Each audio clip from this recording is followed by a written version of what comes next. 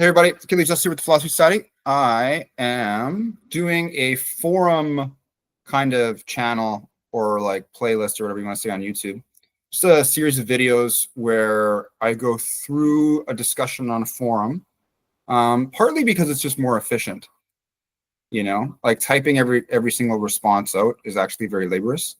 And so I think it's better to just have a discussion. I'm good at talking, I'm used to it, so maybe it's easier for me. But I think that the discussion format is part of what it means to be, part of what the social element of being philosophical is. And if philosophy or being philosophical has to do with wisdom, then it's important for us to engage in that, right? So you're just going to practice a lot more or learn a lot more in your practice when you're engaged with other people, as long as we're kind of playing by certain, you know, rules or guidelines, or our intentions are similar, you know? So like, and this also goes into this is like a preface to me talking about this forum stuff. This also goes into the notion of what it means to use language.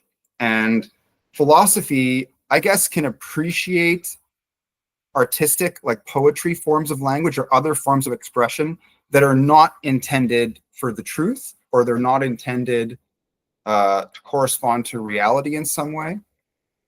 And so people can kind of just get, I would say, confused in discussion when they're not approaching the discussion with the same kind of intention or following the same rule book. And so what we're looking at is when we're engaging philosophically with language, part of it is to come to some soundness or, you know, our truth of the matter. And we can see that like why would the need for that come up? And in social situations, people can lie, and they can lie against your self-interest, right? Like I manage a house and I have people that are roommates, and Aristotle discusses how it's like the house manager develops practical wisdom. And they're just and so the house manager, because they're dealing with life issues on a daily basis, it gets it can get it gets intense, and you learn a lot of micro ways of interacting with people that without that much experience you wouldn't really get. So he says that that's one of the ways you can develop practical wisdom. And so people lie to me and about like vaping or smoking in the house, right? And I know it's them. It's just like a consistent correlation of whenever they're here, you can smell it. So you know it's them. And so the point is that like truth matters in that situation.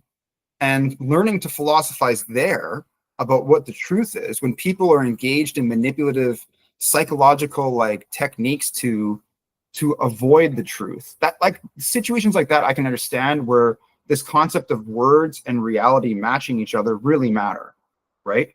Or like if you were accused of murder or something crazy, and then you're going to go to jail for murder, and you're like, wow, or they're going to execute you, like that's insane. And so words are a big deal in that sense. Or even in regular contracts, right? When we discuss things in a contract, we want to make sure that we're agreeing to the things that we think we're agreeing to, that it's not being taken out of context intentionally to, you know, exploit the contract law against us or something like that, right?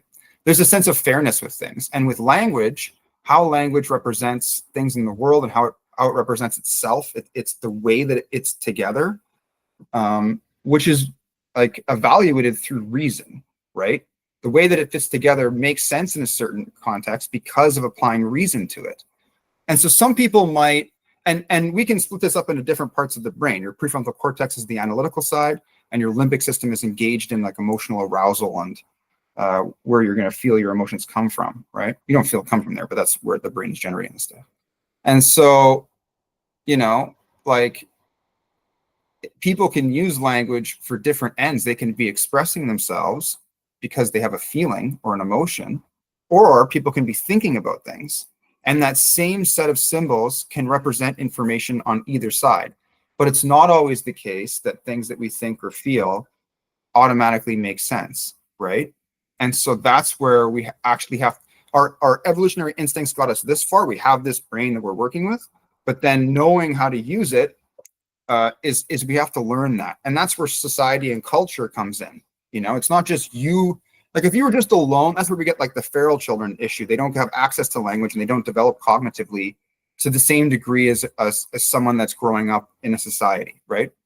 And so it's important that if we can see evidence of the lack of social engagement, how it affects language, then what would it be on the flip side of that to say, well, what kind of optimal activities can we do, i.e. practice and training, to make this like instinct or capacity of language even better than it would be in a control condition where you didn't do anything, or where you were just like the standard normal person of that time, era, like place, culture, right? You want to try to be better. That's what's good for you. That's in your self-interest to be successful. And if you think of humans or animals, if you look at all these animals in a bunch, you know, in some ways we are trying to, it doesn't always have to be against each other, but in a lot of ways, the environment selects us. That's basically one of the founding principles of evolution itself, right? And so it's important, it's good for you and it's good for society to learn to be better. And in the way that we think, you can be better at expressing yourself in the context of poetry, but in the context of making sense of things, being philosophical, your words are accurate representations of your intentions or the state of affairs. It's truthful, right? You're intending it for it to be correct. It's truthful.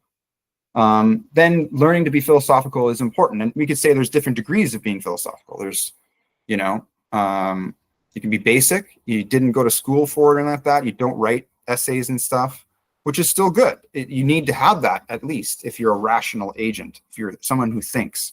And that covers most of humans. Not everybody will have the same thinking capacities because of brain damage or, you know, other things that happen to them, or they have a developmental disorder.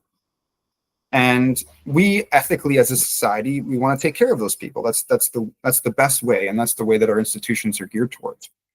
And so it's important to be realistic about our capacities and not request someone to go beyond them. But within those that have the capacity to be philosophical, let us practice and train and get better at it. And part of that is just in martial arts, you take a responsibility for training the white belt or the new person, right? And we can not judge each other by the belt, right? By some status, you know, some degree or whatever. It's just about your ability to practice the craft. And so basic in the sense of like seriousness, like how serious do you take being philosophical? Do you just like the word but don't do anything? Then there's people that are like, they go down the professional stream where they go to school for something and then they really learn it. And it's not always the case that those people can outcompete or are better than the people that are just doing it on their own without going to school, right? It comes down to the training and the practice. And that's for all learned skills.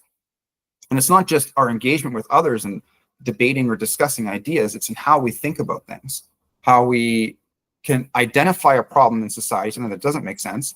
And then we can say, well, I'm not going to do that or think like that. I'm going to do this because it's better. And you can't, it's not just justifying it to yourself. Anyone that would talk to you and be reasonable could see your argument or your evidence, say, yeah, you're correct about that. That is the way to be, right? And so living that is challenging sometimes. And that's where we get that's how I interpret some philosophers' relation to others when they were like an outcast, like Nietzsche and stuff, you know, or even Wittgenstein. Like it was hard for them to socialize. And in some ways, you know, it could just be that they would think about something and they wouldn't conform to society's norms. They would do the things that they thought. They're like, this is a better way to go. And that takes a lot of self-discipline to do that. Like you have to disengage from the herd mentality, which is tough. And so this socio-cultural context is actually a larger category than anything we say together or do. And people can apply a social constructivist approach to this, but just because we develop science doesn't mean that the predictions of science are based on us, right? Like us creating technology that makes fire is something that's contingent on that technology and is a real phenomena in the cosmos. But we didn't make up fire. Like we didn't create this thing called fire. And it, you know, we captured nature in some way in this little mechanism, and then we can have fire wherever we want. That's insane. The fact, but if you showed that to somebody 5,000 years ago, they would think that you have magic. They would think that you're like a wizard. And so it's, you know, language is a similar technology. It's evolved, right? Like our species as the most sophisticated, aside from like maybe dolphins and whales or something, but predominantly a very sophisticated form of language, and we could compare it by like our civilization even, right? We've used language so well and have pro-social behaviors so much so that we've created all this, right? And so being philosophical is within that, in that use of language. And just like the truth, it's like the flame. But it's not 100% exact. We have to approximate to it and keep on testing it, because the language that we use is contingent on us, right? And so that's why it's always a practice. It's not something that, unless it's an analytic truth. If it's an analytic truth, then sure. But our representation of language to reality, we can mean different things. There can be misinterpretations. But it's a very useful way to navigate our environment and know things, right? So the reason I'm bringing all this stuff up is because the argument that this person is bringing, I feel that the way that they're approaching this discussion, we could evaluate it, and we could suggest improvements on maybe attitude, and attitude is your emotional predisposition towards something. I think it's like, I feel anger when I read what this person is saying. And this is not an ad hominem. An ad hominem is to attack someone's character and say that what they say is not reasonable because of it. I'm more saying that the arguments that are being presented, you could find some merit, but the fact, like, what is the motivation behind bringing it, right? My motivation is to understand the nature of the trans theory as a hypothesis. I'm just saying that, like, let's just say that that's a hypothesis, because it's a claim about the world. There's some observable data, and then there's some claim about that data. Like, why is that data there? Or, and the data in this context would be the trans person's feelings. And so it goes in the category of feelings in general, right? There are a lot of different feelings that humans have. And just initially, we could say that this is an appeal to emotion, right? And so we have to be able to figure out a way to, if it's true, to say that that's not the case, right? It's not just an appeal to emotion as a distortion or a critical thinking error, right? I feel something, therefore that thing is true or real. It's not the case, right? Like, for example, I felt like I was accepted into this one university. I had this and I was really just wishful thinking. I was like visualizing, oh, it would be so nice to get accepted. And then I got the decline thing like the next day. I was like, oh. So it's, my feelings didn't match reality, and our inability to accept that as a belief, right? As a semantical, like, how do you navigate this language stuff? It could be delusional, for example. Another thing is the perception part. If I'm perceiving something that's just not real, that's when we fall into the realm of psychosis, right? So it's not that a person's feelings are or not real, but depending on where they go from those feelings and the implications they make, it could be perceived that way. There can also be perceptual problems, though. The person could be visualizing something that's not there, right? And so we want to apply, we know these things exist and occur, and so we're just going to make sure that they don't apply to this new case. But we can't criticize or overgeneralize, for example, all of psychology. Well, what do you mean by psychology? If it's the study of the psyche, the soul, cognitive processes, behaviors, right?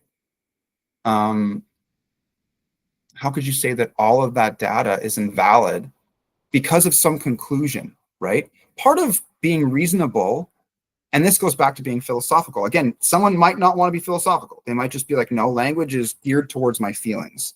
And what I will say whatever I need to say to myself and others so we all feel good, right? That could be your main priority. But again, it's not representative of reality. Reality presents us with things that don't feel good very often. I'm going to say all the time, but very, very often, right? And it's up to us as a species to take in that information. That's the acceptance part, and then do something with it. Like, now that you're aware of that, now that your brain has processed this, what do you do with it, right? And so, like I said, there's the delusional and the psychotic response to information. And we want to make sure we don't go down that route. We want to make sure that we are being realistic with things so that we can take that information and then do something with it that's useful for us, or at least make sense of things in our minds. And some things that don't make sense is like the very focused area for what philosophy is. They have all these arguments that are very intricate, long papers that are super complicated and in depth. You got to make sense of them, right? Okay, so going back to the trans theory. So this forum, I think it's important I'm approaching this from a philosophical perspective, and I'm deriving many facts within the science of psychology, and I'm applying those to this current discussion, how we discuss it and the content itself. And so I think my intentions matter here, because how I treat others in some ways can be representative of my intentions. So I want to come from a loving place that I'm being understanding and not unjustly critical of somebody, right? We want to be philosophical. And so part of that is identifying biases and understanding the motivations for why people speak. And so I think it's important to outline that. Yeah, okay, so let's take a look here. We're going to go to this. I'm going to share my screen. So this is the, so yeah, another point about, I guess, like public discourse. This is all information posted on a forum. They're not private chats. And I'm kind of assuming that if you're putting your thoughts out there, then it's okay for me to discuss them in video format. Like, what does the medium matter, right? And so as long as I'm approaching it from a position of being charitable to people's arguments, I'm not misrepresenting them, I think I'm in the clear here, you know? Again, you can disagree with what I think and what I say, and that's why we talk about it. It's not a place for, you know, us to become bigoted, like dig our heels into the ground. If you don't like a conclusion, to be philosophical is to take the time to deal with your psychology to learn to accept something that's true. Don't change what truth means. This is what's going on in this situation, right? And that's the postmodern social constructivist kind of approach. And don't stipulate new definitions for terms you're really just rationalizing, right, as a psychological defense mechanism, to rationalize to yourself how the argument can be changed to make the conclusion you want to be true, or the one you want to be false, even though it's true, right? And so that this is like the journey, if you're religious, to becoming an atheist, right? Anyone that has, that's why we would associate a lot of philosophers with atheism, especially historically. There's a lot going on there. And part of the reason for that can be that they, like Nietzsche and others, they in themselves had to separate from their religious social group and the belief system itself. They were smart enough that they had to make sense of it. And sometimes that can just get you out, right? That happened for me when I was a kid. And yeah, and then it's just, once you start identifying some things, it becomes more clear, you know, what's going on with that belief. Some people take the other route, though. They do get engaged in delusional behavior, or it's like moving the goalpost fallacy. Dr. Mondrell talked about this at Lake University, that, you know, once we disprove something, then they change what the conditions are for acceptance of that theory, right? Instead of just keeping the same ones, they modify the theory and then they move the goalpost, right? So they're not really playing fair. An example would be like strict interpretation of creationism. The world was created in 5 days or 6 days or whatever. And then, you know, then we'd understand cosmology. And then they say, well, it's actually intelligent design, right?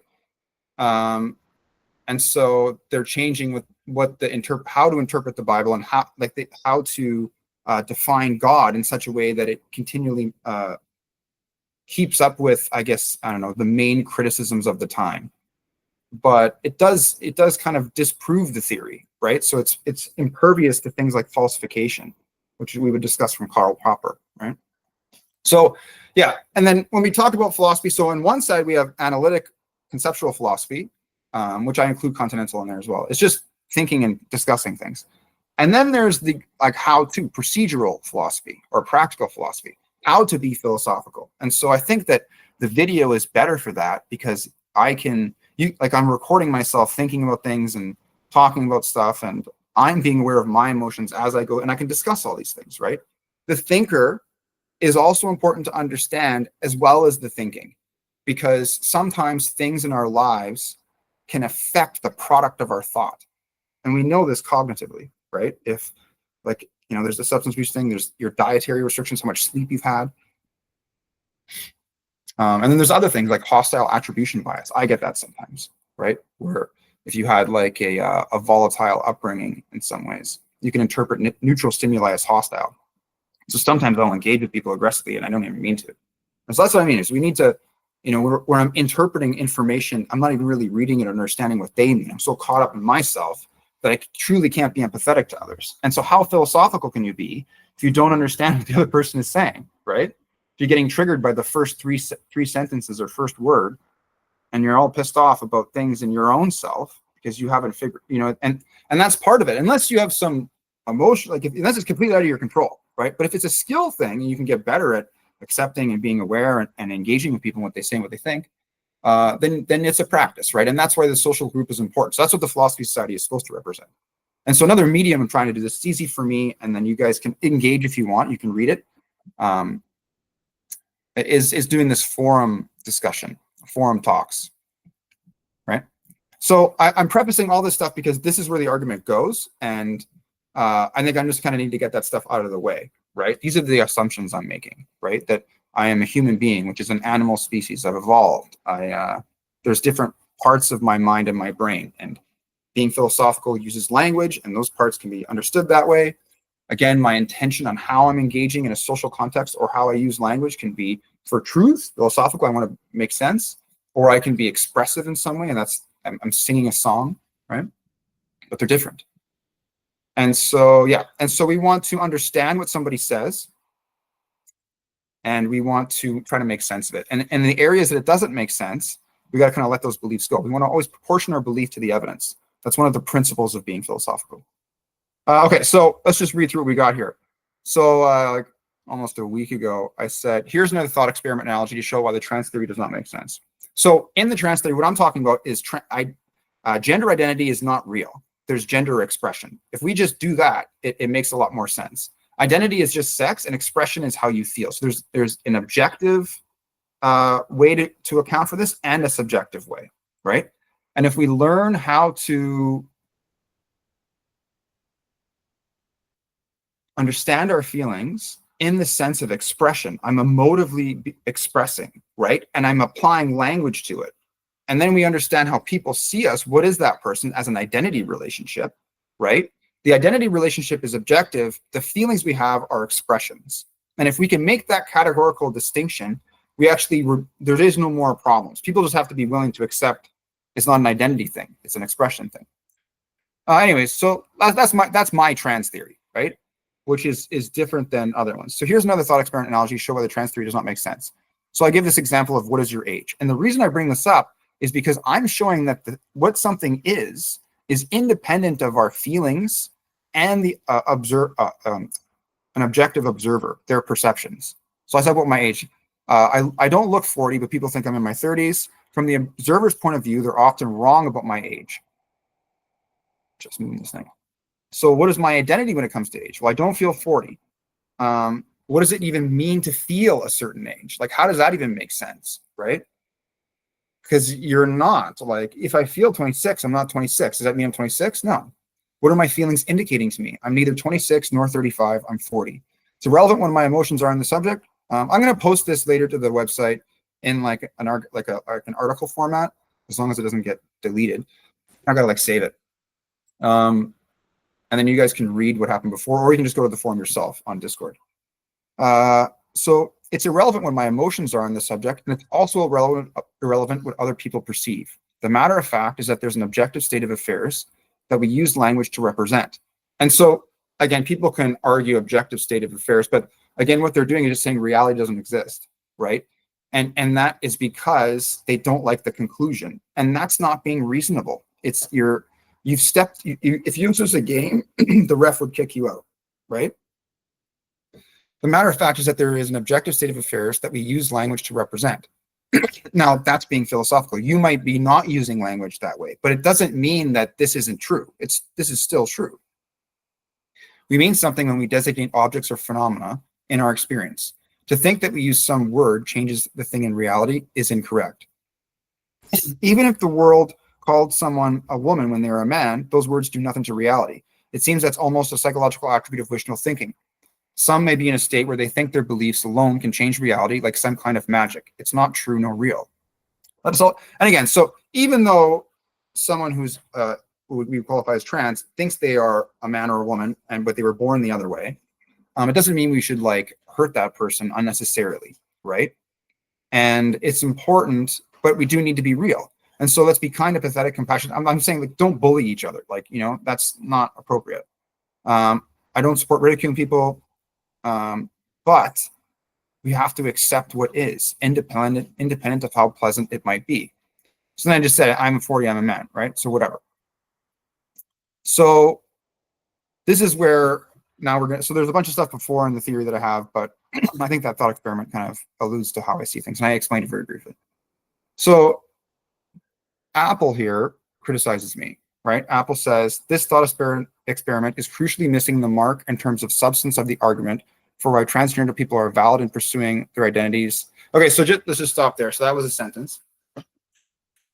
So you have to actually accurately summarize my argument and then show why one of the statements is not represented as true or false correctly, and why it's invalid in some ways, the way that it's put together. So if I'm giving an argument from analogy, you could say that the properties, if you were going to criticize it as false, you would say the properties that you're trying to compare are not comparable.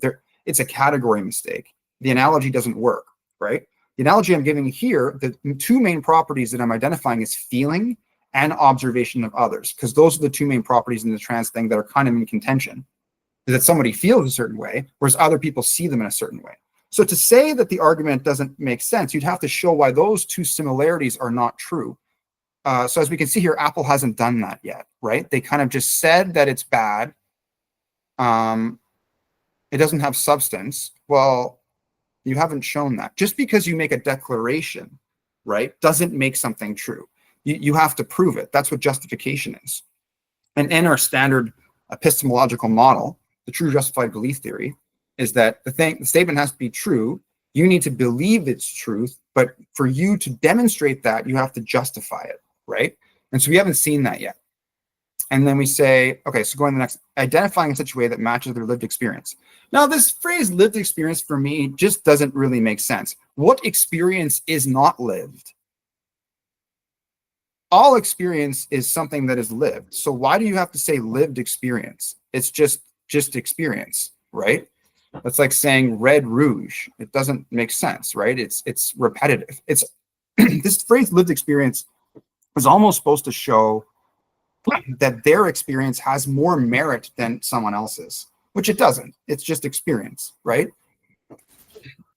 Yeah, one, it's supposed to increase authority of that experience. The other thing is it's supposed to say like, is there a mistake in like someone confusing it for like reading a story, or was it fiction and actual someone that went through it? But no one ever really makes that mistake. No, I never confuse a story about Buddha was actually me. That would be like a psychosis thing again, right? Like that's not really a thing. And so I think whenever people are using this, you're just supposed to say, or that you were speaking about something you've never experienced, right? But that is being used as an overgeneralization again, right? It's not that someone is trying to say that my understandings about certain experiences, I can't have them because I've never had that experience. And so it's not that someone is trying to say that me understanding or being like you're basically saying you can't have empathy for me. And that's a misunderstanding of what empathy is, you know? Cognitive empathy is our ability to see the perspective of somebody else, right? To understand their perspective. And emotional empathy is to feel what they're feeling, to understand their affect. And so fundamentally, you know, when we're being empathetic, we're not saying that I am having the same experience as you. It's that I'm understanding what it is. So there's no, like, in a lot of ways, it's trying to say that my truth in this, what I believe, cannot be disproven. It's a lived experience, therefore it was real. But that's not the way that language is used to make sense of things. And it discounts when we're wrong about stuff. It actually inflates bias and makes people more resistant to criticism or change, right? And that's not good. We need to be open to discussion to understand our own selves and the selves of others, because we misperceive stuff all the time, right? Okay. So then they say, after reading most of this thread, I found most of your argument is premised on the same fundamental misunderstanding, which is that gender is socially constructed. Well, in some ways, yeah, like it's socially constructed depending on how it's being used. So in one trans theory of the thing, it's that their gender is representative of an identity relationship.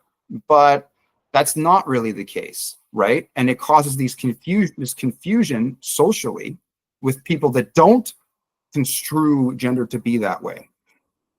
There is no immutable truth about gender in the same way that there is about biology.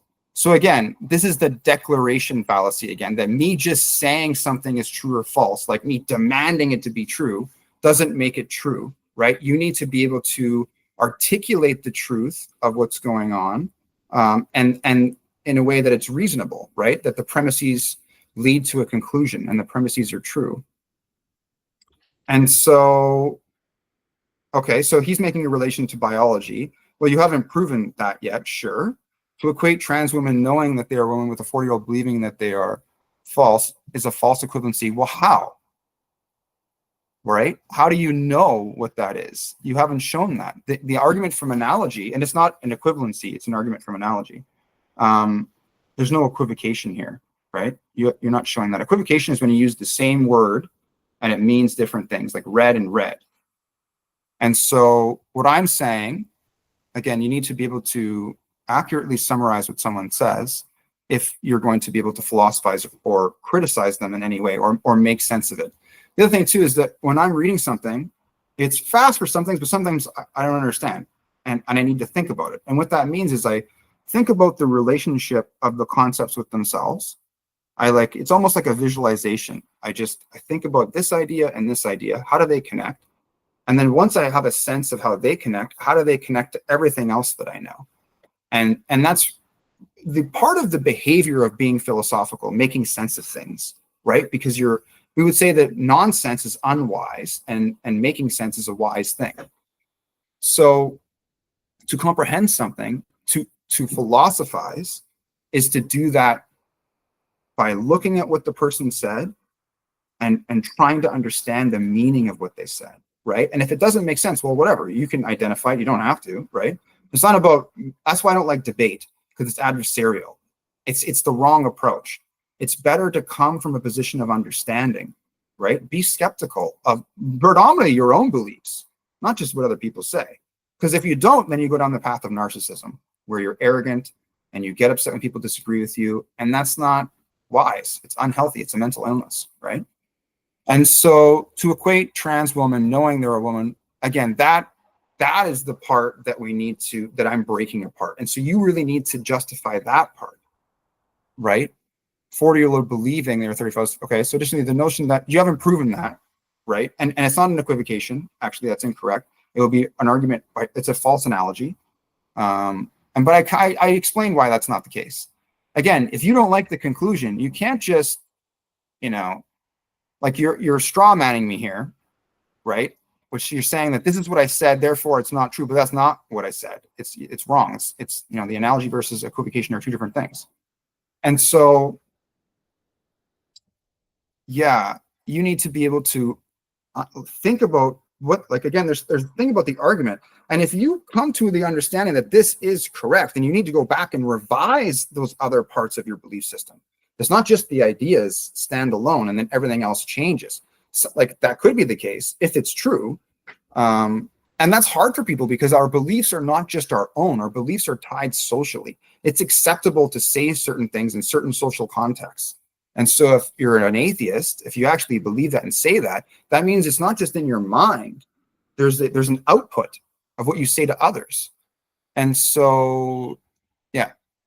So anyways, let's continue. The notion that trans people are fundamentally delusional and psychotic could be true, right? We showed that study earlier in this thread that there is evidence of psychosis in people that identify as trans. So there's a gross misappropriation of the field of psychology. Well, is that argument directed towards the people that published that study, right? And how do you define delusional? If for you to say it's a misappropriation, so I'm understanding this person's argument, you would have to show how delusional thinking or the experience of psychosis is not the case with people that are trans. That's an empirical question. Again, you can't just declare things and make it true. That's also, it's an appeal to authority, right? You're saying that you're an authority and I just need, because Apple said this is true, this person in this forum, it's necessarily true. Well, that's not the case. That's the narcissism thing again. You can't just be entitled like that and think that I don't do that, right? Everything I say could be garbage. The only way that you know quote unquote know is because I direct it, or what I'm saying, to evidence and the way that I structure it. So you could forget me, and then you could take that structure and then go somewhere and use it, right? Okay, anyways, so delusion, okay, so you didn't, okay, as well, potentially self-contradictory. How is it self-contradictory? Okay. You have said things alluding to an understanding of gender as a social construct. Yes.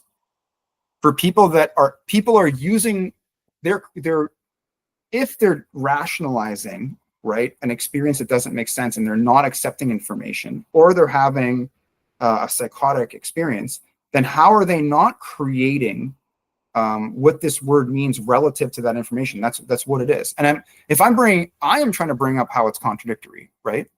In the sense that it's not representative of reality, and we see all of these issues socially. And I give a solution too. I say, if we just use like language in this way, if we use language in this way, as in when a person is having this experience, if they say, I am expressing myself as a woman right now, instead of saying I am a woman, then it's fine. But the problem, I think, goes back to the psychologicalism. There's something going on here, right? It's not just like there's more information tied to it, and that's where that autism phenomena comes in. Like, that's related. So how is it related? Let's understand this better, right? And notice that I'm approaching it open-endedly. I'm not trying to dictate what I think. I'm saying that these things don't make sense. Through my journey of this philosophical analysis on a variety of topics, this specific one, if we examine it a bit more, doesn't make sense for some reason. And so I'm trying to expand and understand that. And so, understanding of gender as a social construct, it can be used that way. But social constructivism is not, that can be a behavior of humans. It's how some humans use language. But it's actually not representative of reality, because we can make predictions. There is consistency with our words and the world. We can't just make things up. I can't just use language and then things appear in reality. That's what wishful thinking is, right? Or imaginary thinking. Like, kids do this. They think that they can just create things out of nothing, right? Like, what's in the box? And then they can imagine stuff in the box as if it was real. And part of that is that there's a developmental stage where our prefrontal cortex and our reasoning capacities start to become predominant, and like they're more developed, and we can understand the meaning of language. Now, if somebody, has a problem with how language is processed, there's certain things that can be occurring, and then that could account for delusional thinking if it occurs, or for psychosis if it occurs. I gave an example, and this person maybe never read it, but of someone that's not being delusional and not being psychotic, and that's the expressive case, right? Where you say that you're expressing yourself as such, but you recognize your identity, the thing that you are, is different, right? You're just a person with those feelings. It doesn't mean that your feelings are the other way around. Okay, so yeah, circling back and comparing gender identities to having flawed, overly emotional perceptions of oneself. Yeah, well, how is it not that?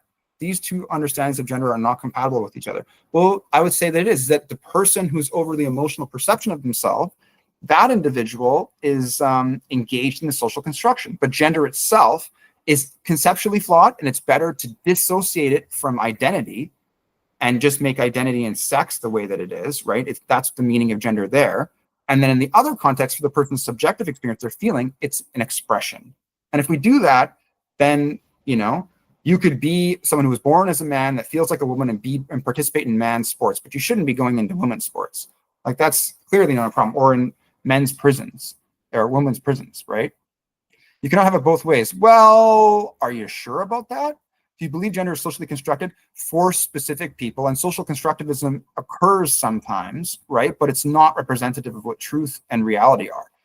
As in all languages, yes, and this goes back to the thing, is we made up, this argument doesn't make sense, right? Like, this person is trying to just attack language in general, because if language is representative of reality, then what I'm saying is true. And so instead of accepting the truth, which is a dogmatic way of thinking, and we see this in religious belief systems, you just go to the thing that produces it and you say that that thing is flawed. Well, that's not, I think there's a psychological move there, like the psychology of dogmatic thinking, and we see this in religious beliefs. But then there's also a flaw in reasoning fundamentally, right? But it's the flaw in reasoning is rooted in this attachment issue to the belief. Like, what is the nature of dogmatic thinking? Why can't people let go of beliefs? And as someone that studied religion and debating with people, well, and that kind of was arguing, but and debating, yeah, it was just people hold on to these beliefs for many reasons. And that's why I talk about that social connectedness part. If someone believes they're an atheist, but their whole family believes, in Christianity or whatever, right? And they discuss atheistic ways of thinking, then they can be outcasted and ostracized from the group, or exiled or scapegoated, right? And that sucks. And that social element can put a pressure on a person to not even think a certain way, which is like extreme totalitarianism, And so, because it's like policing your thought, you don't even have any freedom in that. And so when I see people appeal to things like this, I feel deeply hurt for them, and not to like be pitiful or whatever, but I feel it in myself. And it's like you're in this boat and nothing makes sense, and you're just trying to steer through it. You know what I mean? There's no solid foundation in the way that you understand your thoughts, how you think about things. You just have to like make things fit everywhere you go, and there's no objective uniformity to reasoning fundamentally. And so that we see this with the psychological property of compartmentalization, where people will be reasonable with things, like if they're like a pharmacist, or a chemist, but then they completely change the rules of reason for their religious beliefs, right? Because if you look at the argument formats, they're the same, but because it has to do with God, they say, well, no, none of this stuff applies here. I have to have faith, which is the suspension of reason fundamentally in our thinking. And maybe it has some other positive social benefits, like you're good to people. I'm having faith in them, that's fine.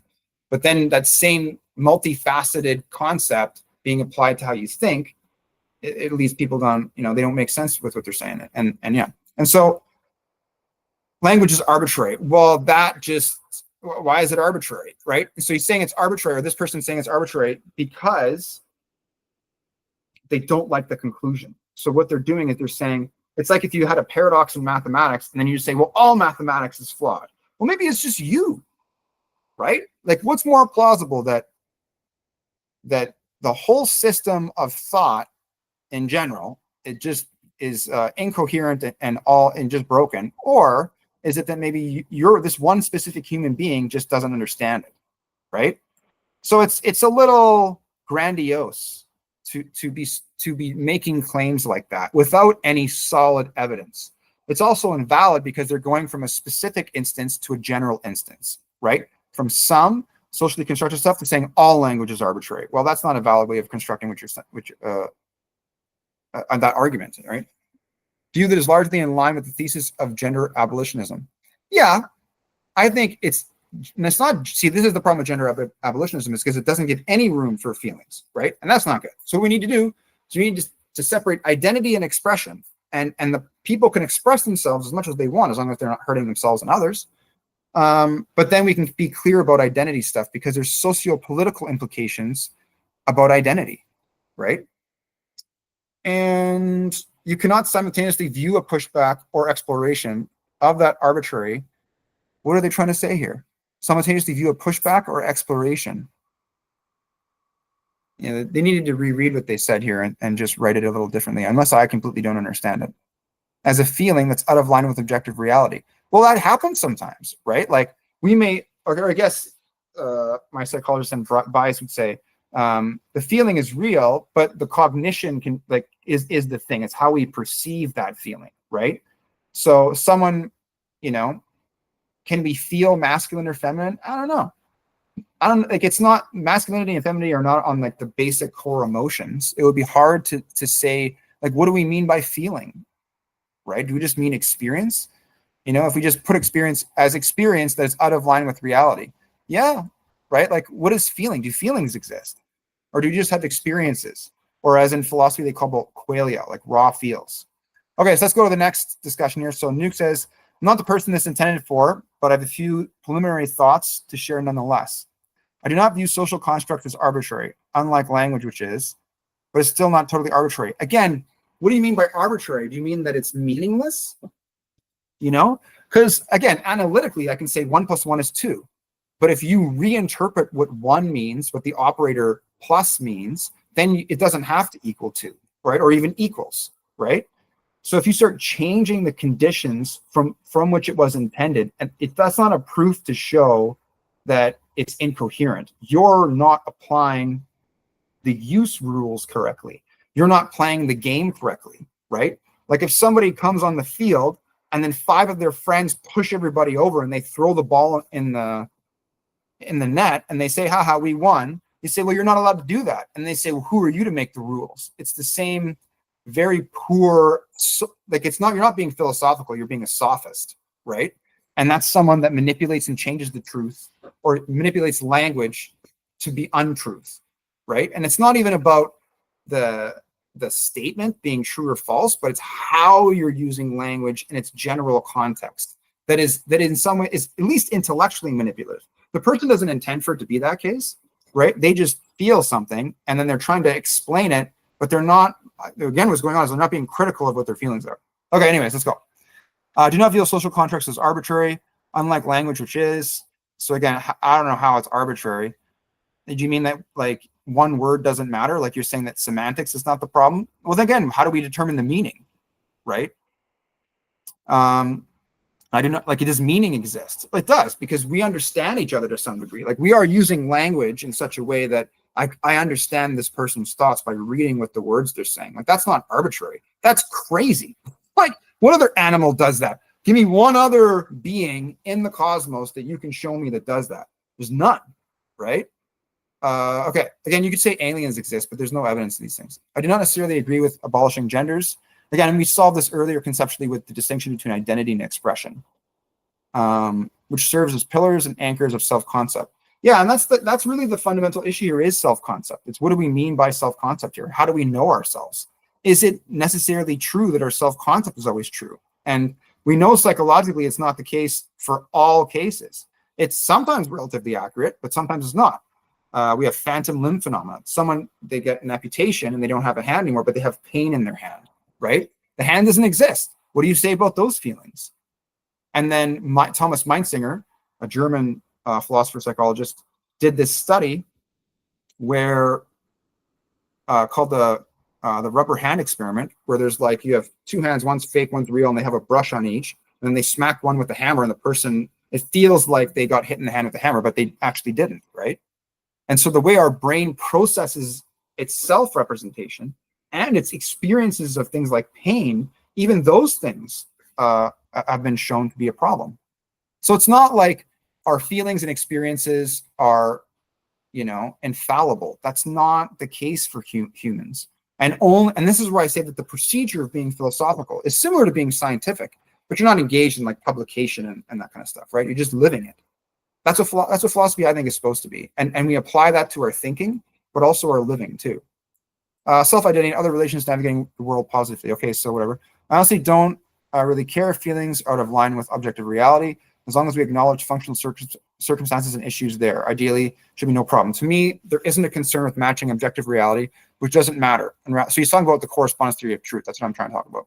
A concern being practical. I don't focus on a grand theory, all right, like abolitionism, sure. It's not what I care about. I care about standards. Probably have some more to say, blah, blah, blah. Okay.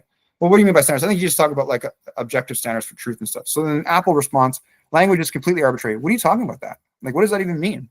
The only reason you're saying that is because if you do that, then you can then if languages are arbitrary, then gender is arbitrary too, right? Like you just actually defeated your own argument. That doesn't make any sense. There's no fundamentalness to specific ideas or information being conveyed by specific sounds. It's not the language itself. It's what the language is being represented towards and the consistency of use. Are you accurately using language, right? You can't think of like if we translate the sport, there's no fundamentalness to specific balls being used in sports or moves of the players being conveyed by how their body moves in reality, right?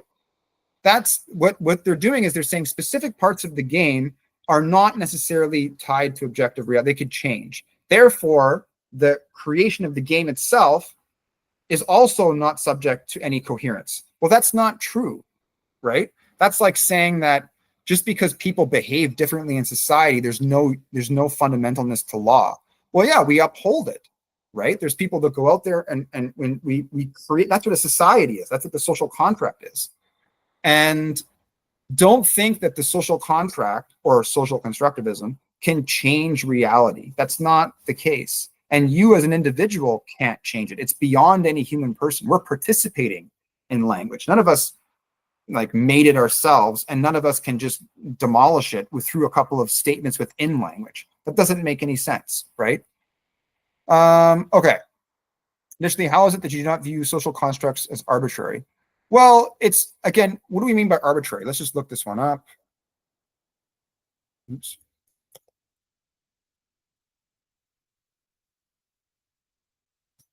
Okay, I'm just going to close this because it's in the way. Based on random choice or personal whim rather than any reason or system. So that's not, how is language not based on it, like grammar?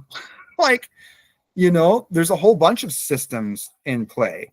So to say that, it's just not true, right? What they're saying is not true. Even within a social construct context, there would still be some system there. So it's not, how it can never be arbitrary. This is just false. This is just a very poor way to try, almost postmodernish way to try to make a false conclusion true. Social contracts are equivalent to language in that there's nothing axiomatic about them. Well, there can be axioms within them, right? This is the way we do it here. You know, like Italians like pasta. I'm Italian, I like pasta. It's just, you know, and that's part of what the cuisine of the culture is, right? So pasta with Italian as a culture, you could say is axiomatic. If you took that out, the essence of what it means to be Italian would be not the same. It would be depreciated. Maybe it changes over time and in a new time, but currently today and for a while, that's been part of what it is. And what do you mean by axiomatic? Do you mean just like an a priori assumption? Again, like if you're discussing a priori foundations, sure, you know, we can go there, but you can't just, you have to prove that it's not axiomatic. Like social constructs or language is based in grammar. The grammar itself is the axiom to social constructivism and language or cognitive processing. Those things, they're not even a priori, but they're necessary for these other things to occur. What else would you mean by axiom if it was not like a necessary property for the existence of the other thing? They're only immutable value. So what do you mean by immutable? You know? Unchanging over time or unable to be changed. Okay. Is that what society gives them or defines them? Well, that doesn't make, like, it's, if something is being given, it's not unchanging, right? So that's not true. That's, you know, he's like, he's trying to like, or this person is trying to reference something similar to law, like law is kind of unchanging, but it's still changeable. What he's saying is arbitrary. But even that is not true because it is based on a system, right? So this argument is false. I get what you mean about speaking only in terms of practicality, but practicality with issues like transgender people and their rights or liberties, saying that the only objective is being practical can be problematic. Okay, so then justify that claim. I might view being practical. So now they're just, they're straw manning the word practical again, or making a different definition of practical. Notice where this reasoning went. And allowing folks to express themselves and live in whatever manner they, whatever makes them most happy. They can live in a way that makes them happy, but it doesn't mean that society in general should change how language is used, how reasoning is used, you know, what truth means. Like, you can't just throw all those things out because someone is unwilling to, and it's not even about conforming. It's just, those are the axioms. That is the system that we're all part of. Because if you take out those things, the whole system falls because it's not coherent anymore. So we're not going to give up the coherence of our language because some people don't like the way some words are being used. You know, we just need to change the words again, not destroy the whole system. Like I said, and the example of that is, instead of identity is sex, expression is gender, right? You're not a woman, you're just expressing yourself that way, or whatever. You're not a man, you're just expressing yourself that way. Sure. stating that the only objective is being practical, blah, blah, blah. So being practical is, so again, how is it, this person's defining practicality as what's important for the individual that's experiencing this. Whereas we're talking about practicality in a social context, like in prisons, women being raped by men who say they're women and getting impregnated by them. That's a problem, right? Or in sports, when you have a man going in and defeating all the women, like in the weightlifting example, that's a problem, right? So that's what they mean by practicality. So that's an equivocation, right? The same word practical is being used in a different way. And you can talk about what you want to talk about, but and this is for Apple, you need to address those two other issues that I brought up earlier. And if you're just going to jump into a discussion, like, I think it is valuable. I know it's a lot of reading, but I think it's valuable to read what people said before, right? Otherwise, you just don't look like you know what you're talking about. You need to address the points people made in a dialogue. To be reasonable is to talk together, right? When you're socially. And when you're ignoring certain points to bolster your point, that's not being reasonable, right? You're engaged in confirmation bias. It's not a good thing. Okay, people like Achilles Justice. Okay, so now the ad hominem starts to come in. People like me. And that honestly was heartwarming for me. It made me, and I know this person's angry, but I love it when people attack Achilles Justice. That's why he's there. So we can, at least we have I don't mean to say that in a way that I'm being, malicious towards people. It's just that at least you're motivated, right? And if being angry at me motivates you, okay, we can discuss my behavior and we can discuss my beliefs and how I can become a better person. But at least we're discussing now. And maybe it is me, and we can talk about that. But you shouldn't really blame me. You should, because that's labeling and attack on the character. You should talk about like the specific behavior, like Achilles, you're being asshole, you're raising your voice, like certain things, right? So anyways, let's continue. Take a view of practicality here as some kind of philosophical correctness or broader truth. Well, no, practicality is in some ways how we're using the words, sure, but also in those social implications, that we had before, right? And then also, practicality, I wouldn't even be doing that. That's because you believe language is arbitrary, which there is no system. I'm saying it's not arbitrary. There are systems, right? Reasoning, grammar, right? Syntax, fucking analyticness with definitions and terms. You know what I mean? Okay, so Nuke responds, no, but there is a structure of language, and that's what I'm referring to, not being totally arbitrary. Boom, boom, correct. That is very good. That's very much tangential note and not even a relevant digression. So I'll take it back. I already took care of that, yeah. Socially and psychologically, I'm certain that sounds or words, or at least the manner or tone in which they are spoken, are not arbitrary to their meaning. Of course, right? There's another, yeah, that's sure. And that's because communication is just beyond the words itself, right? There's also our body language, and like you said, the tone of our voice. It's not because there's anything deeply significant about them, but because various human traits that are shaped around are non-arbitrary concepts and subjects underneath. Sure. A triangle has three sides, right? That's not arbitrary. That's the conceptual property that I gave earlier. Equivalent? No. If they were taken in that case, it would be exactly the same as language and have no aspect separable from it. As for things being axiomatic, that in no way applies a lack of arbitrariness. I'm moderately confused by the statement, their only immutable value is which society gives them or defines them. What do you mean for a value given or defined by society to be immutable, meaning unchanging? Right? And I think they're using this immutable thing as they really want to use it as a way to show that because it's changing, then it appeals to the social constructivism thing. But that's not true. There are laws to the road, right? Even though we might adjust things, there is still coherence within the system. And as much so by having defined by a given society. I do not see the actions of societies as arbitrary, nor the values of human beings. Okay, sure, yeah. Yes, practicality and moral neutral, but in my self-expression, I meant it to be true in my own sentiments and decisions. Openness, of course, because this person's just trying to be nice.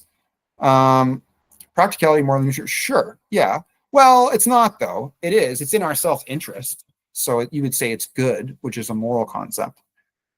Taking a practical view of standards, which are morally or immorally based, which mean what it means for standards to be practical, then, isn't strict compliance with reality. Sure. Well, sometimes it might be practical to not get into an argument with somebody over their self-concept and their gender, right? It might be practical to just be like, okay, and just completely ignore it because you just don't want to deal with an outburst or someone attacking you, right? Like this person did. Like if you're having dinner somewhere, you just don't want to argue with that in that moment, right? So it depends on what we mean by practicality here.